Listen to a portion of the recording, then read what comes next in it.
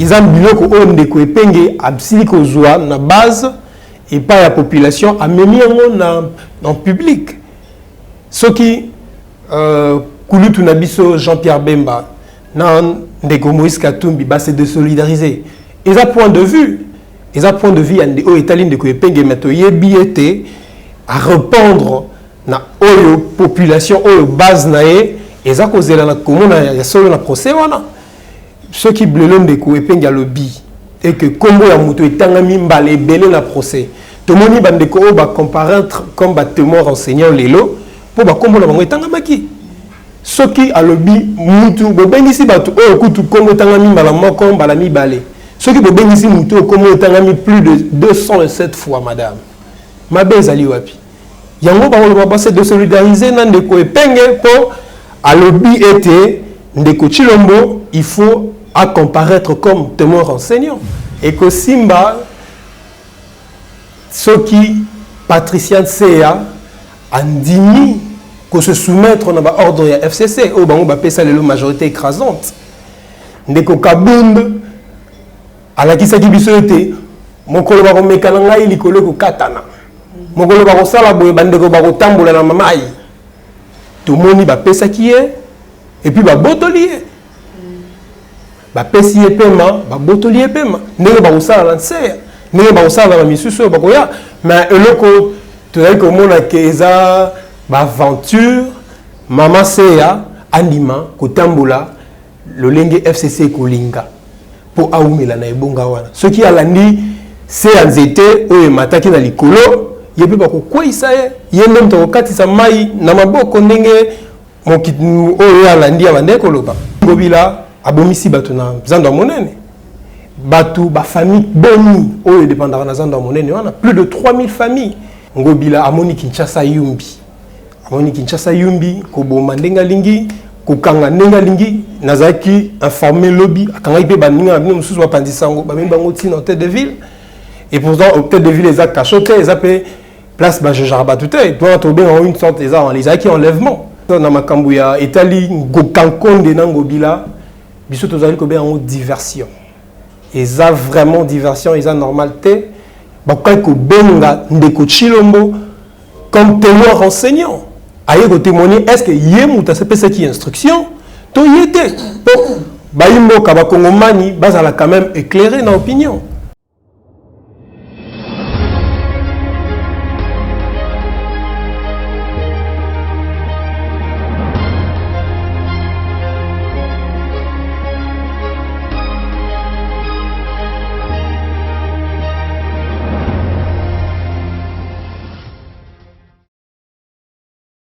Beauté Balandia 3W plus Claire Télévision, grâce à une fois de plus, la bande qu'on a vu le numéro est Sika la Malamboka Nick Amboko, Tomega Kosoanae, na Bassamuto d'actualité, vous êtes en vu les provinces à Kinshasa, conflit entre VPM, Nage, Mtiningobila, Tomega Kosoanae, Penae. Qu'est-ce qui ne va pas dans la Mouka? Pourquoi Balini sous presse et Pengete? Tomega Kosoanae, ils se sont à Wanakati à plateau. Je dis un grand merci à mon réalisateur John Kouné-Simabili, il va lui peut-être aussi Mobile et MBJ depuis Allemagne, sans plus tarder, nous avons invité Nangayam Kouné Longoté. Beauté mon amboka Nick. Beauté, maman grâce. Bonne santé. Santé, eza mo mala mon angolo Nzambe. Merci na pesi pembote na bainyo so bazolanda biso na nzela etando ikena. Merci ezali na biso liboso ya koyamba yo na plateau na biso to kosenga o se présenter pour ba abonné na biso ba kokana koyeba yo. Pona bandeko nyoso bakolanda biso na nzela etando ikena yo kombo na ngai Nick Amboko nazali moko ya bayi communicateur ya ADD Congo et nazali lisusu secrétaire national chargé à questions administratives na ADD Congo parti et kambami na mona mboka Prince Epenge.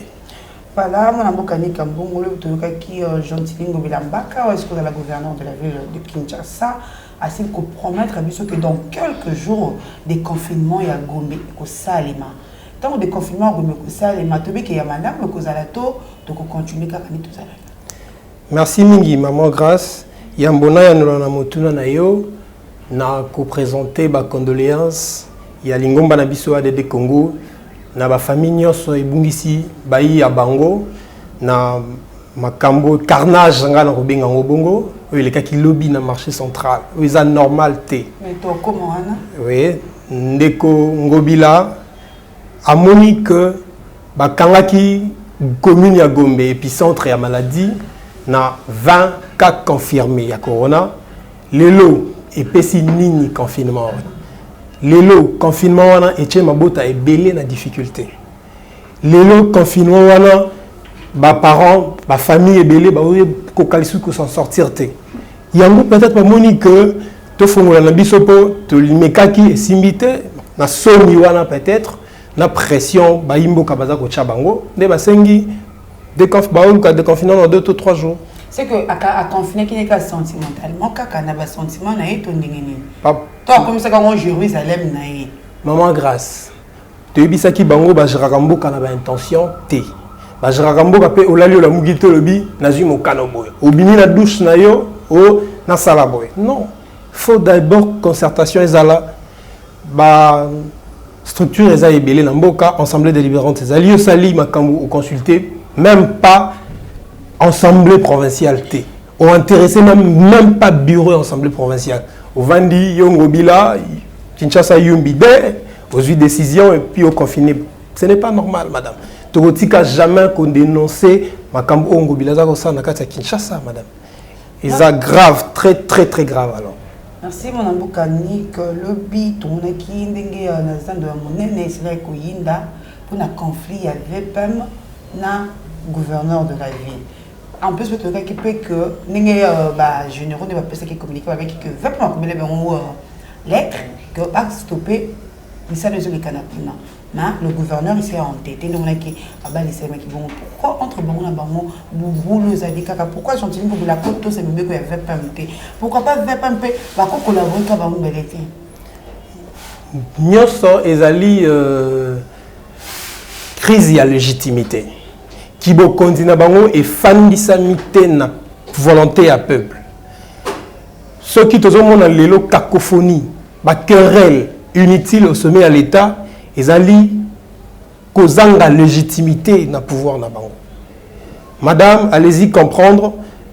Mobekoli Kondi l'article 204 si je ne me trompe pas et pesi ngobila makoki à gérer et tout cas nguma mokondi Kinshasa Azal peut soutenir la loi entité territoriale décentralisée, où ils ont soutenir mais pas trop la ville en matière sécuritaire, ils ont qu'entendre. Le bingobila, abomisi batuna, zanda monene. Batu, ba famille boni, où ils dépendent de zanda monene, on a plus de 3000 familles. Où beaucoup la rabana, batangisaka, bafutarape, bandakwa bato, où le lomisus va se retrouver dans balabala. Pongobila kangi zanda monene. Baosala oyo balingo sala yena sal na babeda chou ndenge tozoka bandeko bazoloba mais eza mawa mingi maman grâce eza penza mawa ngobila amoni Kinshasa yumbi ko boma ndenga lingi ko kanga ndenga lingi nazaki informer lobby akanga ipe baninga bino mususu ba pandisango ba mimba ngoti na hôtel de ville et pourtant hôtel de ville eza cachoté eza pe place ba jejarba tout est doit tomber en une sorte eza les acquis enlèvement. Maman grâce na makambu ya etali ngokankonde na ngobila biso tozali ko be en diversion eza vraiment diversion eza normalité komona na sommet à l'état bateau fa bazana sengeli bazana na franche collaboration ko benda na modèle wana eza soni pe pasi mingi pona ba kondi entre guillemets à Congo démocratique na biso na nini vepe mando singa ka ba stopper misala tant que mona mboka jontine ngobila mbaka azana ba idée ya malamu. Ouais maman grâce nakoloba boye misala nyonso o etali mboka eza misala ndako na ete misala nyonso o etali mboka elikaka na appel d'offre et puis appel d'offre toyebi eza soumis na passation de marché tous en 2GSMP Direction générale de contrôle de marché public où normalement il fallait autoriser contrat au ngobilaza na ngona ba nigérien pour batonga zanda monene et avant au sala bongo il faki ba zo ba mesure providentielle au kocha bandeko o batekaka na zanda monene na abri psycho ba vandi na se bazo tekate mabota ba ebino ba kobika te likolo ya ba décision à la va-vite ya ngobila, likolo ya koluka kobina yambo ete miziki ebeta. Tala place ememi biso bandeko na biso ba kufi, ba misusu baza ba boloko, ba journalistes menacés, ba matériel de travail na bango. Yakobeba vraiment toujours déplorer makasi te ebite soki ngobila linga komisa Kinshasa Yumbi de auto bandeko de créer depuis kala et voilà place ememi biso lelo. Lobby mukulu ya le 11 juin. Moi, la boucle Vital Kamere, à cause de la sous le Banzouzi, moi, critique à tout qui est na oul, moi, comme on connaît la lobby, na oul, c'est les maman, grâce au Yebi, Malamu, Bissoto Banda, na Lingomba, na Bisso ADD Congo, qu'on dénonçait escroquerie à la Pablo Escobar aux acquis organisés na niveau de la présidence de la République. Bissoto Benga, Bongo, la Lingomba, na Bisso. Pour ils allaient que Boukana, mon bécolu Konzi, programme d'urgence. En quoi et le Kouana a 100 jours les acquis urgence. Baluka qui va créer un mot au Baliam Bongo et puis mon Yamaki Kakana caméra. Il faut établir ma responsabilité. Responsabilité, il faut la partager. Tomoni Azolo Bayamboni, ceux qui ont eu Maloba, Yambozo Maloba, sur instruction. J'avais fait ça sur instruction. J'avais agi sur instruction. Comme la moto et Tangami. Que les Canada na procès n'engezali kostalim. Na ba pays sérieux. Ba ko benga ndeko Chilombo comme témoin renseignant. Aye ko témoigner est-ce que yemuta c'est ça qui instruction to yete. Ba yimbo ka ba kongomani bazala quand même éclairé na opinion. Madame dossier à Vital Kamere to senga justice à sa musala yango et en plus ba établir responsabilité est à la partager, procès est à la équitable, tout le monde a répondre à l'acte opposé. Donc, pour nous, il fallait que quand des coachs Lombo, président de la République, à télémato à comprendre le corps témoin. On dit, ma polo, nous on voit que non, des caméras on voit que non, nous sommes sous instruction. Ouais, maman, grâce, Yambo ya kozala entre guillemets, Oyozo Kobenga, président de la République, Azali citoyen congolais. Le coup la citoyen ndeko Chilombo Agoza likolo ya mibeko te. Na likambo moko esalemi oyo mbongo ya bana mboka ebungi. Oyo mbongo ekoti na mabenga ya batu na détriment ya bana mboka ba kolombongo. Na dossier atangami koleka mbala 207 fois. Ce n'est pas normal, maman grâce. Il fallait qu'il y ait quand même, justice et bien ça, il y a quand même qu'on se justifier comme témoin renseignant, à comparaître comme témoin renseignant, maman grâce. Maman Koussé, on a pour le dossier à caméra, au biso toile kobenga lelo diversion, et ça diversion pour le biso, et le pour la procès et kobimate, il fallait qu'il basse ça quand même trompe l'œil. Moi, saupoudrage, abenga ndeko Chilombo aya ko témoigner si réellement yé muta pesaki mitin de basala misala wana. Pas mboka ni que amboko to me ko sopeli solo ya prince Penge oyo ba kulutu na bino to ba kulutu na ye ya lamuka basili ko boye basili ko bwaka ye alu ngikata lamuka. Na seki mo moke to loba ka eloko oyo mingi maman grâce. La mouka est un état d'esprit. La mouka est un individuité. Force de la mouka est vendue dans le peuple. Ndeko Epenge, mon Kambia Lingomba na biso de Congo, a relayé kaka en tant qu'il y a peuple. Population azozela, amona Ndeko Chilombo, à comparaître comme témoin renseignant. Ils ont dit que Ndeko Epenge absili kozwa na base et pas la population a mis en public. Ce qui Kulutu Nabiso Jean-Pierre Bemba nan Ndeko Moïse Katumbi c'est de solidariser. Ils ont point de vue. Ils ont point de vue ande o Italie Ndeko Epenge meto yebiete à répondre na oyo population oyo base nae ils ont causé la commune ya solo na procès wana. Ceux qui blélent des coups et le lobby et que comme ya moto etangami mbale belé na procès tout le monde bandeko va comparaître comme témoin renseignant lelo pour ba kombo na bango etangamaki soki alobi mutu bobengisi bato oyo kutu kongo tangami mbala moko mbala mibale soki bobengisi mutu kongo tangami plus de 207 fois madame mabe ezali wapi yango bakoloba base de solidariser na ndeko epenge po alobi ete ndeko Chilombo il faut à comparaître comme témoin renseignant et ça normal te Maman Grâce la mouka ils a peuple la mouka ils a ba individualité tu continuer ko même attente il y a population na biso na public tu continuer ko même mongo petit peuple biso ba peuple na likolo pour peuple à retrouver vraie souveraineté naïe na motuna na sikotu na pela biano siko yanola est-ce pesa na mosu question moko est-ce que mon amuka Jean-Pierre Bemba na Moïse Katumbi basiko ça toujours kana kati la muka Maman Grâce na ko yanola yo ete awa nazali mopanzi ya mopanzi moko ya ba communicateur ya la mukate makambo oyo itali méga plateforme na biso la muka to makambo etali ba leader na biso bateau baza censé à kolobelango bazali oyo balekaka de temps à autre na etando ekena yo na point de vue ya biso lingomba na biso ya ADD Congo maye ndeko Bemba na ndeko Katumbi bazali kosala bateau bapesa biso bokonzi bateau bandima la muka ba adopta lokola mwana na bango baza komona peuple moko ko juger mais maetali la muka ngai nazali vraiment très bien pour nous répondre à maetali la muka Patricia CA azongi na place ya candidat au bakuni pour la place ya Jean-Marc Kabundo na vice présidence de l'Assemblée nationale Ekosimba tous maman Ekosimba soki Patricia CA andimi que se soumettre na ba ordre ya FCC au bango ba pesa lelo majorité écrasante ndeko Kabund ala kisaki biso ete mokolo ba komekana ngai likolo ko katana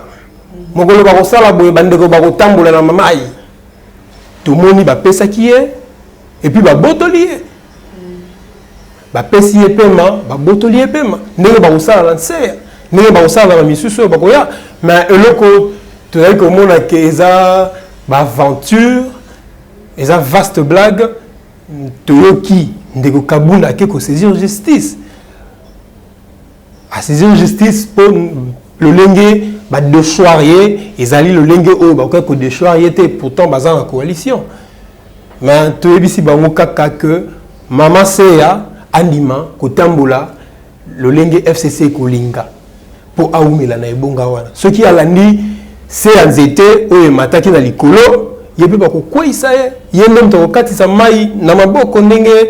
oyo alandi abande koloba bon pour la biso eza non événement to yebi ete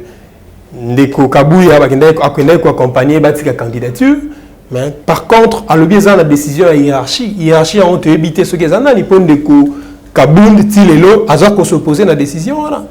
peut-être ndeko Kabund na bras de fer ezali entre ndeko Kabund na ndeko Chilombo lelo donc pour la biso eza non événement et puis andi makaka ko se soumettre na ba ordre FCC peut-être makambo ko tambola malamu mwana mboka nik tozo kende déjà malembe poto koma na ko chuter malgré le but que non oya na cadre ya la mukate na tout ko tuna kali kama hier malgré la crise ni school kana awa président ni Martin Fayulu à Canada ce que vous allez wapi ça ce que vous allez là pour nya ba bébé to ndengeni ainsi que na le premier musique Maman Grâce merci mingi na motuna na yo toyebi malamu ete président élu Martin Fayulu tata mokonzi ekolo Congo oyo ba congolais ba pesa confiance à plus de 62% akendaki mobembo na Amerika na consultation diplomatique obsoto dai kobenga esili komona na miso que situation toza ko traverser actuellement il y a pandémie écoutez là qui ekuna et que ba province ba territoire na ba frontière eza ya kangama activité mo ezate transport aérien pe ezo salate nde tata mokonzi ekolo afandi akangi maboko te aza kocontinue kosala mosala kobunda mpona intérêt ya peuple congolais nakobakisa bandela lisusu koloba ete naza mieux placé te mpona korépondre na makambo oyo etali méga plateforme na biso lamuka tokomi mpe koshiteli lobano ya suka oyo kokoki koloba na bakongomani asikolanda biso nakoyebisa na bayimboka nyonso oyo bazwi libaku ya kolanda biso na etando eke na yo ete miso ifo etikala ya kofungwama miso na biso ifo etikala ya kofungwama tolandela likambo ya 100 jours escroquerie à la Pablo Escobar oyo biso na lingomba na biso ADD Congo tozali kobenga malamu ba établir ba responsabilité et puis bazongisa misolo ya bana mboka bazwaki na kesi ya l'état yambo ete nasilisa na kopesa numéro ya contact pour na bae bakoluka peut-être discuter après plus 243 89 24 52 588 plus 243 89 24 52 588 wana bakozwa ngai moko mwana mboka nika mboko puis tokoyeba kosolola ata na WhatsApp tokomana esala malamu. Merci beaucoup mwana mboka nika ambongo natondi yo botondi mama grâce. Merci na balandi sur la 3W plus Clair Télévision et Nick amboko na micro ya Grâce Tumba soki bosepele ki vraiment na ma réponse à nos vidéos comment ça na ko s'abonner ko commenter ko partager ko liker ce qui peut se juste aller comme les personnes nous sur l'afficher na ces écran na vidéo. Je dis un grand merci à Mike Ndenge ba Mike na Joël Dona ba lui sous